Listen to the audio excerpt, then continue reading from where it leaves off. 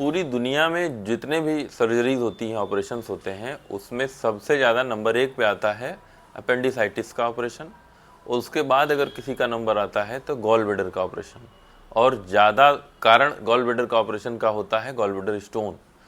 बहुत सारे gall bladder stone के पेशेंट यहाँ आते हैं और बिना ऑपरेशन के ही उनका गॉल ब्लैडर ठीक, स्टोन निकल जाता है और वो ठीक रहते हैं। लेकिन कई पेशेंट ऐसे भी आते हैं जो गॉल ब्लैडर स्टोन निकलवाने के बाद, मतलब गॉल ब्लैडर के ऑपरेशन होने के बाद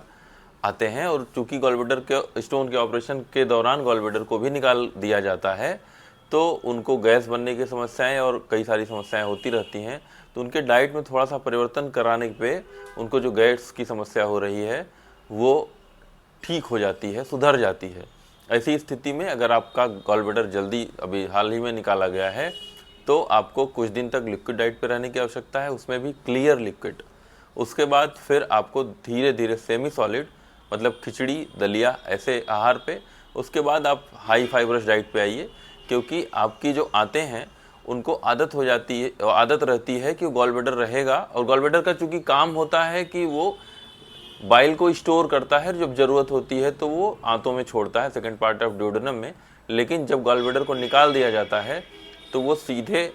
बाइल बनता है लिवर में और आंतों में आता रहता है। तो आपकी आंतों को उसकी आदत शुरुआत में हो ही नहीं रहती है, तो आपको गैस की समस्या और बाकी समस्याएं होती हैं अगर आप हाई फैट डाइट या लिपिड डाइट लेते रहते हैं तो ऐसे में आपकी आंतों को भी आदत डलने में समय लगता है।